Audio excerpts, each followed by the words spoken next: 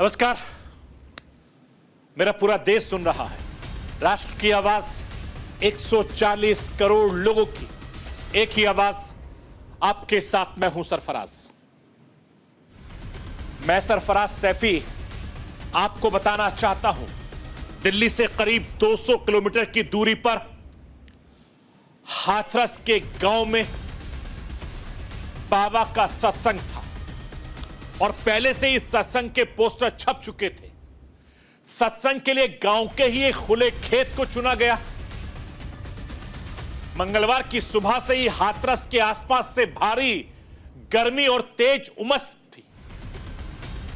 इस गर्मी उमस भरे माहौल में सत्संग की जगह पर उत्तर प्रदेश, हरियाणा, राजस्थान, उत्तराखंड, दिल्ली से लाखों की तादाद में भक्त सत्संग में शामिल होने के लिए पहुंचे। लेकिन सत्संग खत्म होने के बाद जैसे ही भोले बाबा इस जगह से निकले, यहां मौजूद भक्तों ने बाबा के चरणों की धूल लेने की कोशिश की, दौड़ पड़े। फिर वो हुआ जिसे देखकर पूरा उत्तर प्रदेश से लेकर पूरा हिंदुस्तान सख्ते में, एक के बाद एक लोगों के मरने की खबर आई। जिस जगह यह हादसा हुआ उस जगह की तस्वीरें यह बताती हैं कि हादसा कितना दर्दनाक और भयानक था। बहुत लोगों की मौत हो गई। हर कोई रोक रहा है, चीख रहा है, पुकार रहा है, कोई अपनों को तलाश रहा है, लेकिन कोई किसी को नहीं मिल रहा। बस अपनी जान बचाने की कोशिश में हर कोई लगा हुआ था। जिसको जिस तरफ जगह मिल रही थी उस तरफ भाग रहा था। और देखते देखते 120 से ज्यादा लोगों ने दम तोड़ा। लेकिन सवाल उठता है कि इस तरीके से इन मासूमों की मौत का गुनहगार कौन है, जिसने लापरवाही की? यह आज आपको राष्ट्र की आवाज के जरिए बताने, दिखाने, समझाने की कोशिश करूंगा। हाथरस में अब तक 121 लोगों की मौत हो गई है और हैरानी इस बात की है कि अब तक किसी की जिम्मेदारी तय नहीं हो सकती। जो सत्संग बाबा कर रहे थे वो फरार बताए जा रहे हैं, ऐसा दावा किया है। हादसे के एफआईआर में बाबा का कहीं नाम नहीं है। जो एफआईआर दर्ज हुई है उसमें उनके सेवादार का नाम है, लेकिन बाबा का नाम नहीं है। और इस बीच पहली बार घटना को लेकर भोले बाबा उर्फ नारायण हरि का बयान भी सामने आया है। भोले बाबा ने बयान जारी करते हुए कहा, दुख जाहिर किया, अफसोस जाहिर किया। सोचिए, घटना के करीब 29 घंटे के बाद बाबा ने अपना बयान दिया है। लेकिन एक मानवता के नाते बाबा को सामने आना चाहिए था, भागना नहीं चाहिए था, अपने भक्तों के बीच रहना चाहिए था, अपने अनुयायियों को अस्पताल में जाकर देखना चाहिए था, उनका हालचाल लेना चाहिए था। जैसे बाबा कहते कि जो मेरे पास आएगा रोता हुआ आएगा, हंसता हुआ जाएगा, इसी तरीके से बाबा को उनके पास जाना चाहिए था। यह इंसानियत कहती है, यह मानवता कहती है।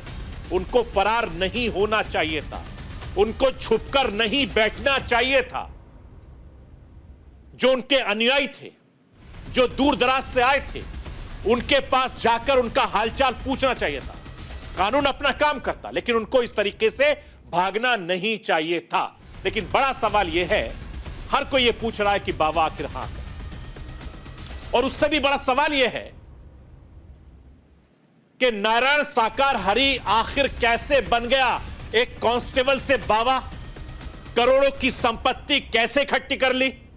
कई एकड़ में आलीशान आश्रम कैसे बना? कौन कौन से उनके भक्त थे? किस तरीके से उन्होंने पैसा जुटाया?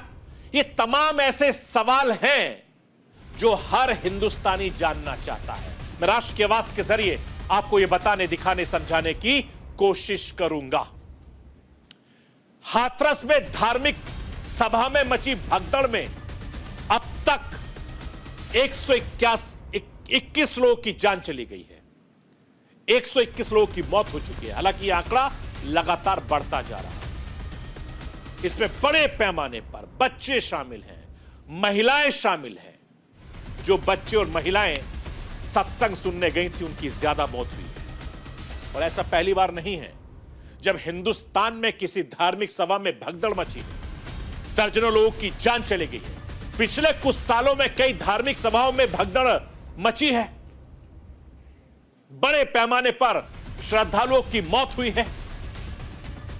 लेकिन जब जब कोई ऐसे हादसे होते हैं, तब तक दूसरे हादसों को याद किया जाता है और सरकार प्रशासन यह दावा करती है कि आगे ऐसे हादसे नहीं होंगे। लेकिन उसके बाद एक के बाद एक फिर हादसे होते हैं। जब जब भी भीड़ जुटती है, दावा किया जाता है कि कम लोग इकट्ठा होंगे, हम मैनेज कर लेंगे। लेकिन जब भक्त बड़े पैमाने पर आते हैं तो प्रशासन क्या करेगा, शासन क्या करेगा?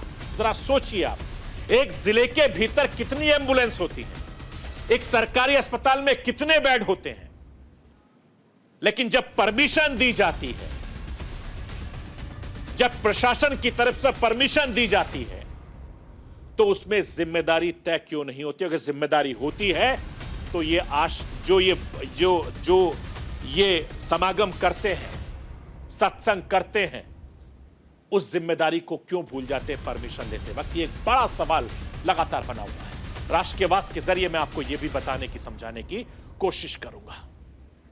मैं अपने हिंदुस्तान के कोने कोने की आवाज को दिल्ली तक पहुंचाता हूं, दिल्ली की आवाज को देश दुनिया के कोने कोने तक पहुंचाता हूं। नेताओं की आवाज को मैं आम लोगों तक पहुंचाता हूं, आम लोगों की आवाज को मैं अपने देश के हुक्मरानों तक पहुंचाता हूं। आपकी आवाज से मिलती है मेरी आवाज और बन जाती है राष्ट्र की आवाज।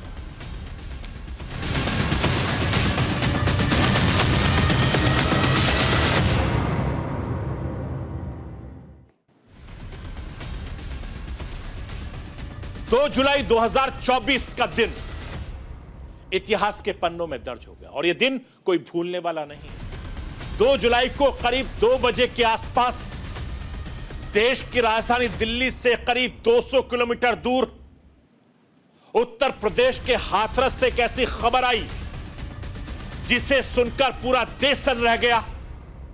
संसद चल रही थी, संसद में बैठे देश के माननीय सांसद से लेकर प्रधानमंत्री नरेंद्र मोदी तक सन्न रह गए। चूंकि घटना इतनी बड़ी थी कि जो सुन रहा था वो अफसोस जाहिर कर रहा था, चूंकि एक के बाद एक कई दर्जन लोगों की मौत हो गई और यह आंकड़ा बढ़ते बढ़ते अब 121 लोगों की जान चली गई है। बड़े पैमाने पर महिलाएं, बच्चे, पुरुष शामिल और ये सारे के सारे अनुयायी भक्त सत्संग में शामिल होने के लिए हाथरस गए थे। लेकिन इन भक्तों को नहीं पता था कि जिस सत्संग में शामिल होने के लिए जा रहे हैं वो मौत का सत्संग बन जाएगा। मौत उनका इंतजार कर रही है। सत्संग का मतलब सत्य की संगति यानी सत्य का साथ होता है। लेकिन हाथरस के गांव में लाखों लोग इसी सत्य की संगति पाने के लिए गए थे, लेकिन अफसोस उसमें सैकड़ों लोग अपने घर नहीं लौटे। सैकड़ों भक्त अब फिर कभी अपनों में नहीं जा पाएंगे और बड़ी तादाद में भक्तों के परिवार वाले अपनों को तलाश रहे हैं, अपनों को पहचानने की कोशिश कर रहे हैं। हर तरफ लाश लाश आपको नजर आ रही है। लोग रो रहे हैं, बिलख रहे हैं, बच्चे तड़प रहे हैं। कोई अपनी मां को ढूंढ रहा है, कोई अपनी बहन को ढूंढ रहा है, कोई अपने पिताजी को ढूंढ रहा है, कोई अपने शोहर को ढूंढ रहा है। लेकिन हर तरफ कोहराम मचा हुआ है। अस्पतालों में बुरा हाल है, कोई सुध लेने वाला नहीं। इतना दर्दनाक हादसा हुआ है, इतनी दर्दनाक मौत हुई है कि एक इंसान दूसरे इंसान की जान की परवाह किए अपनी जान बचाने पर आमादा है। भगदड़ मच गई। यह भी नहीं सोच रहे कि वहां पर महिलाएं पड़ी हैं, बच्चे पड़े हैं, कुचलते हुए एक दूसरे से ऊपर निकल जा रहे हैं। इसलिए मौत का आखिरी सत्संग बन गया और बड़े पैमाने पर जो बड़ी तादाद में उनके अनुयायी थे, जो सेवादार थे, वो भी मौके से भाग गए, फरार हो गए। लेकिन बड़ा सवाल यह है कि जिम्मेदार कौन है? और ये जो हादसे की तस्वीरें मैं आपको दिखा रहा हूं, इस हादसों की तस्वीरें देख के लगातार मेरा खुद का मन भी विचलित है। इंसान होने के नाते जितना दर्द आपको हो रहा है उतना दर्द मुझे भी हो रहा है। अफसोस है कि इतने बड़े झटके में जो सत्संग शमशान में तब्दील हो गया, हर कोई हैरान है, हर कोई परेशान है, लेकिन कोई भी किसी को नहीं मिलता। कहीं बच्चों के दूध की बोतलें मिल रही हैं, कहीं कपड़े मिल रहे हैं, कहीं बैग मिल रहे हैं, किसी के वोटर आईडी कार्ड बिखरे पड़े हैं। हर तरफ लाशों का मंजर है, अफरा तफरी है, और तस्वीरें देख के आपका भी मन विचलित हो रहा होगा। आप भी परेशान हो रहे हैं। जरा सोचिए, अंदाजा लगाइए कि किसी के घर में जब मौत होती है तो उसके घर का क्या मंजर होता है, और यहां किस तरीके का मंजर है। उस मंजर को देखकर हर कोई सख्ते में है, हर कोई परेशान है, हर कोई गमजदा है। लेकिन जो सत्संग कर रहे थे महाराज बाबा जी, वो फरार हो गए। उनसे कोई ये पूछे कि इंसानियत के नाते क्या आपको फरार होना चाहिए था, या जहां भी आप छुपे बैठे हैं आपको होना चाहिए था, आपको फ्रंट में आना चाहिए था, आपको इंसानियत के नाते अपने अनुयायियों और भक्तों के बीच जाना चाहिए था, आपको अस्पताल में जाना चाहिए था, अपने भक्तों को देखना चाहिए था। जो मर गए उनके परिवार वालों से मिलकर उनका थोड़ा सा दर्द कम कर देते तो आपका क्या चला जाता बाबा जी, आपको जाना चाहिए था। और हर कोई यही कह रहा है कि इतने बड़े पैमाने पर आपके अनुयायियों की, आपके भक्तों की मौत हो गई, लेकिन आप फरार हैं, गायब हैं, कहां हैं, हर कोई पूछ रहा है। सोचिए, इतने बड़ी तादाद में लोगों की मौत हो गई, सेवादार क्या कर रहे थे, किसी के पास कोई इंतजाम नहीं था, प्रशासन क्या करता। एक जिले के अंदर कितनी एम्बुलेंस होती है सरकारी अस्पताल में, छोटा जिला, कितने वहां पर प्राइवेट अस्पताल हैं, कितने वहां पर एम्बुलेंस होंगी, जरा सोचिए। कल खुद एक पुलिस वाले की मौत हो गई जो लगातार इन लाशों को उठाने की कोशिश में लगे हुए थे, क्योंकि लाशों का अंबार लगा हुआ है। यह मौत का सत्संग है। अच्छी बातें सीखने के लिए लोग आपके पास आए थे, लेकिन आप वहां से गायब। आप जहां भी हैं, जिस भी जगह हैं, मैं राष्ट्र की आवाज के जरिए आपसे अपील करना चाहता हूं बाबा जी, ये आपके कोई अनुयायी आपको देख रहे हो, इस प्रोग्राम को देख रहे हो, तो कम से कम आपको अस्पताल में जाना चाहिए, इन लोगों के बीच में रहना चाहिए आपको, क्योंकि चंद घंटों में सत्संग शमशान में तब्दील हो गया।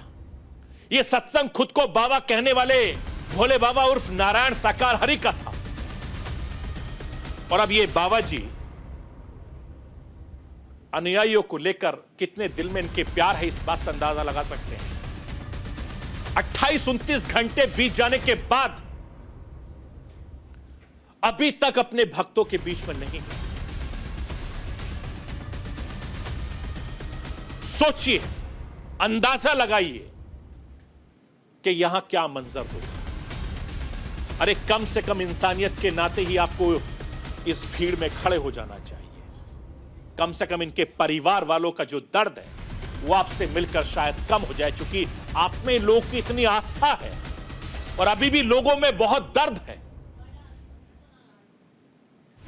इतनी भीड़ थी, इतनी गर्मी थी, इतनी उमस थी, लेकिन गर्मी में कोई इंतजाम नहीं था। लोग बेहोश होने लगे थे पहले से, और जैसे ही भगदड़ मची, सोचिए कितने लोगों की मौत एक झटके में हो गई। एक दूसरे को कुचलकर अपनी जान बचाने की कोशिश में कर रहे थे। जो गिर गया, सोचो वो निकल गया। और इस भगदड़ में सबसे ज्यादा महिलाओं की मौत हुई, मासूम बच्चों की मौत हुई, जो भागने की कोशिश कर रहे थे लेकिन गिरते गए, और उनके ऊपर से जो भीड़ थी इन महिलाओं और बच्चों को कुचलते हुए आगे बढ़ गए, अपनी जान बचाती चली गई। देखते देखते 121 लोगों की मौत हो चुकी। और अभी भी 40 से ज्यादा लोग घायल हैं और कई घायल अभी भी जिंदगी और मौत के बीच जूझ रहे हैं। सत्संग में भगदड़ कैसे मच गई, इसको लेकर कई सवाल उठ रहे हैं। मैं राष्ट्र के आवाज के जरिए यह पूछना चाहता हूं, यह समझना चाहता हूं कि हादसे में बहुत सारे सवाल हैं, लेकिन एक छोटा सा सवाल राष्ट्र के आवाज के जरिए मैं पूछ रहा हूं कि बिना इंतजाम के इतने भक्तों को इजाजत क्यों दी गई आने? जो आयोजन करता थे उनको मालूम था कि बाबा का सत्संग हो रहा है, अंदाजा हो जाता है कि कितने लोग आते हैं। जब घर में आप किसी की दावत करते हैं तो आपको पता होता है कि कितने लोग आएंगे, उसी हिसाब से घर में पकवान बनते हैं, खाना बनता है ताकि कम ना पड़ जाए। जब आपको मालूम था कि बाबा का सत्संग हो रहा है तो बड़ी तादाद में जो उनके भक्त हैं, अनुयायी हैं, वो आने वाले थे, तो आपने इंतजाम क्यों नहीं किया? बेशुमार लोगों को आने का आंकड़ा प्रशासन को क्यों नहीं दिया? जब आपको पता था कि यहां पर 2 लाख के आसपास भीड़ आने वाली है, तो हाथरस प्रशासन को आपने आंकड़ा क्यों बताया? यह जिम्मेदारी किसकी है? और भारी भीड़ आने के बाद जिले का प्रशासन अलर्ट क्यों नहीं हुआ? क्योंकि जो तस्वीरें हम लगातार देख रहे हैं सड़कों पर, हाईवे पर घंटों का जाम लगा है। हर तरफ आपको लोग ही लोग नजर आएंगे, भक्त ही भक्त नजर आएंगे, अनुयायी भी नजर आएंगे। हमें उससे कोई आपत्ति नहीं, आने चाहिए थे, बाबा के भक्त थे, हम उनका सम्मान करते हैं, लेकिन इंतजाम क्यों नहीं हुआ था?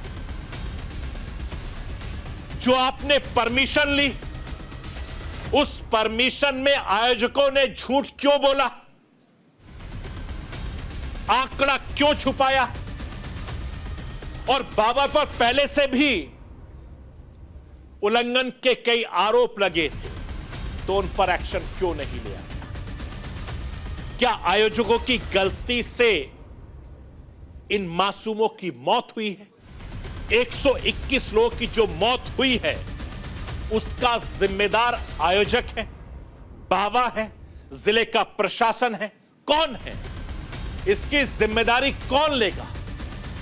क्योंकि जिनको मरना था वो मर चुके हैं, जो अपनों को तलाश रहे हैं, और बस इंतजामी का आलम इतना है कि अभी भी वहां का मंजर कोई देख नहीं पा रहा। इस हादसे का जिम्मेदार कौन है? यह एक बड़ा सवाल लगातार बना हुआ है। इतना बड़ा हादसा हुआ, श्रद्धालुओं के मुताबिक जो चश्मदीद है, हादसा नहीं होता अगर वहां पर बेहतर सुविधा होती, बेहतर इंतजाम होते, भगदड़ नहीं मचती, लोग की मौत नहीं मरती। मैं आपको एक ऐसे ही चश्मदीद को सुनवाना चाहता हूं, उनका दर्द सुनिए। 8:30 बजे निकल गई, 10:30 बजे मैं पंडालों में पहुंच गई।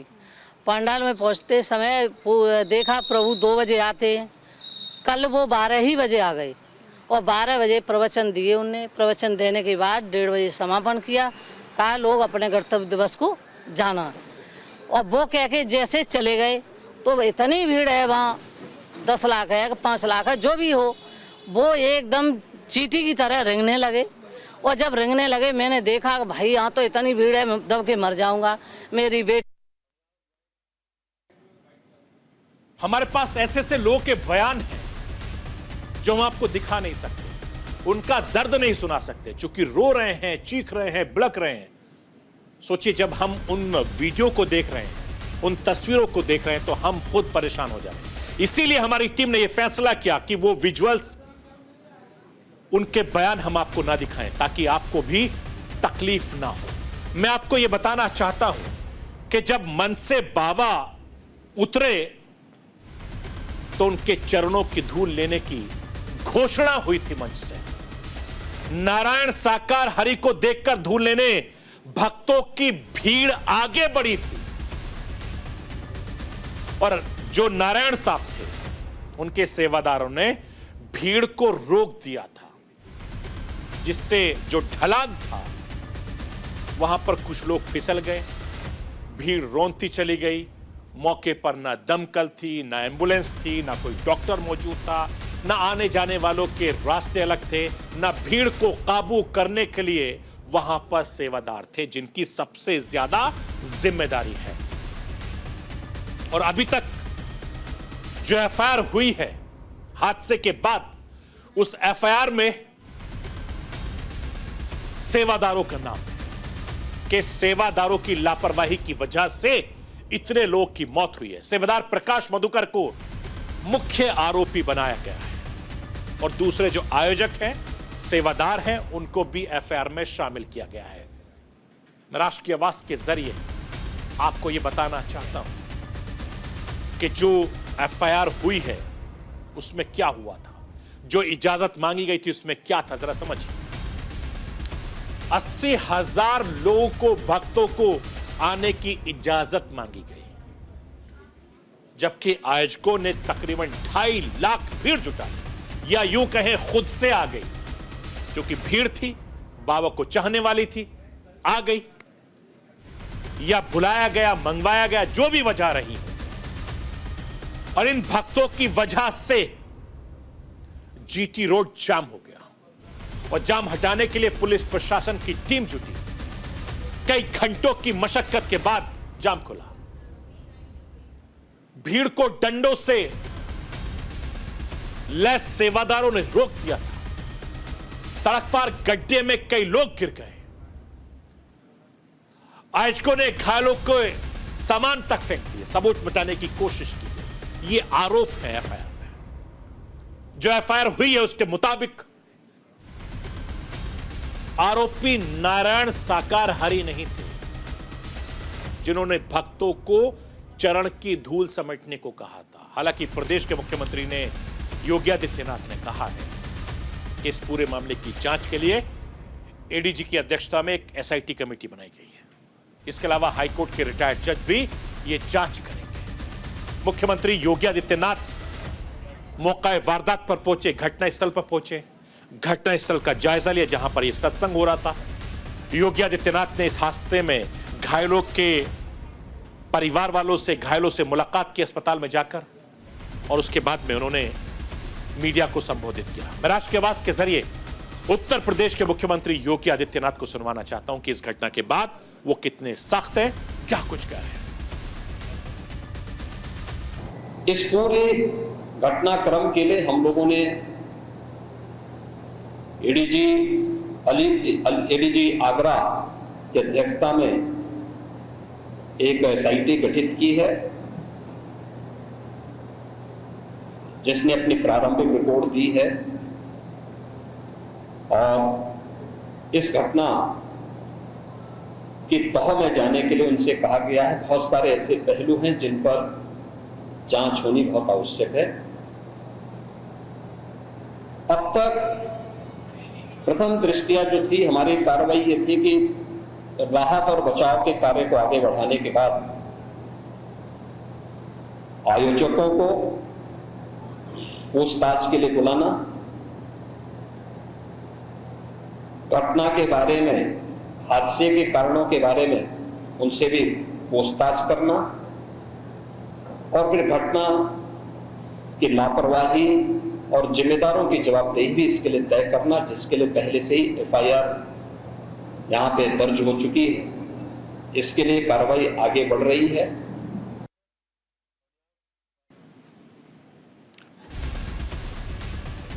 उत्तर प्रदेश के मुख्यमंत्री योगी आदित्यनाथ कह रहे हैं कि इस पूरे मामले में दोषियों को बख्शा नहीं जाएगा।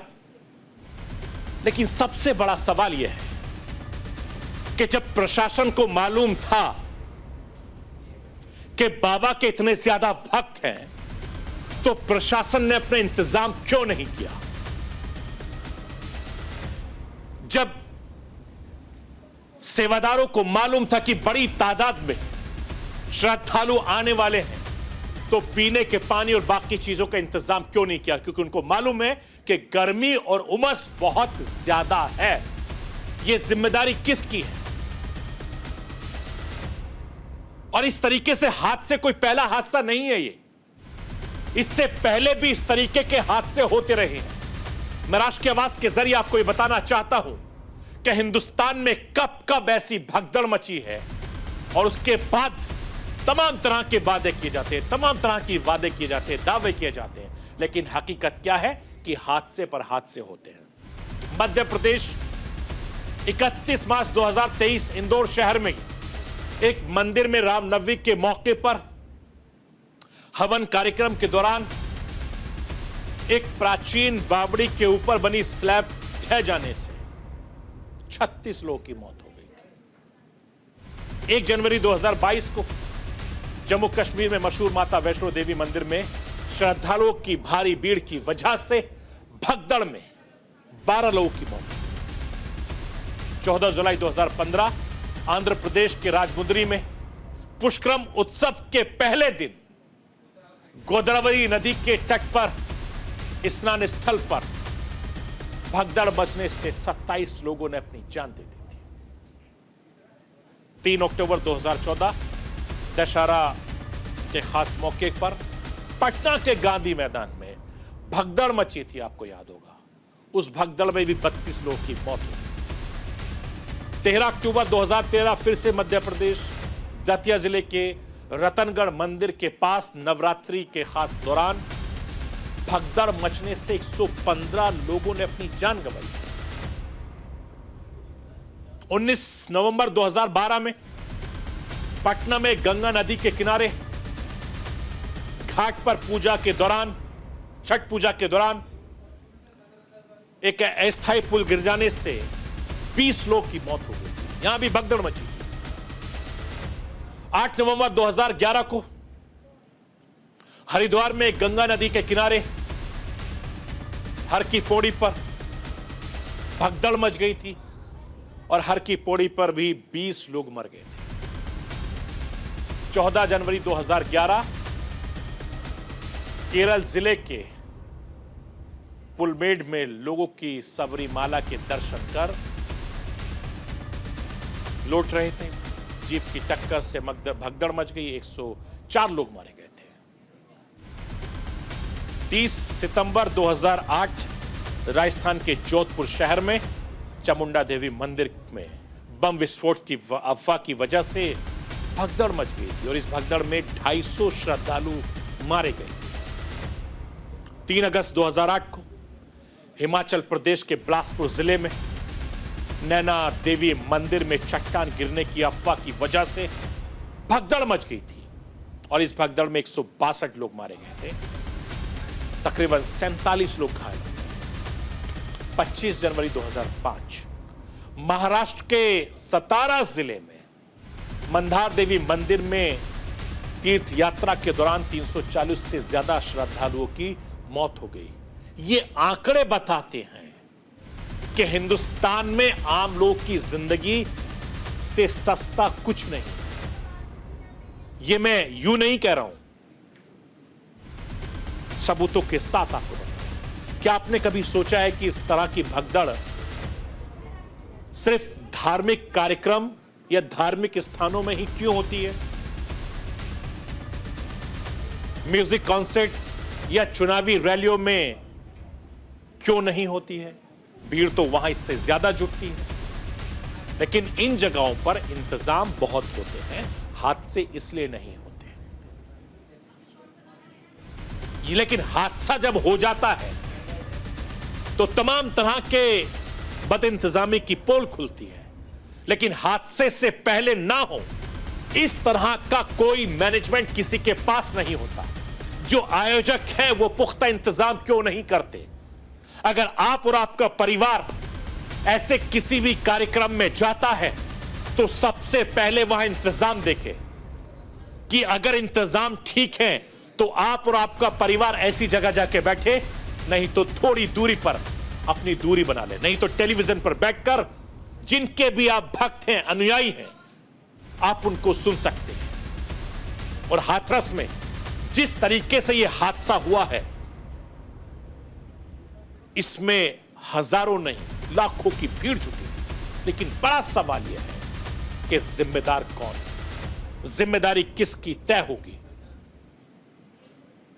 इससे इन हादसों से किसी ना किसी को सबक लेने की जरूरत होगी, क्योंकि हादसे में कोई अपनी मां खोता है, कोई बेटा खोता है, कोई बहू खोता है, कोई अपने परिवार का एक अजीज खो देता है, तो सोचिए वहां का मंजर क्या होगा।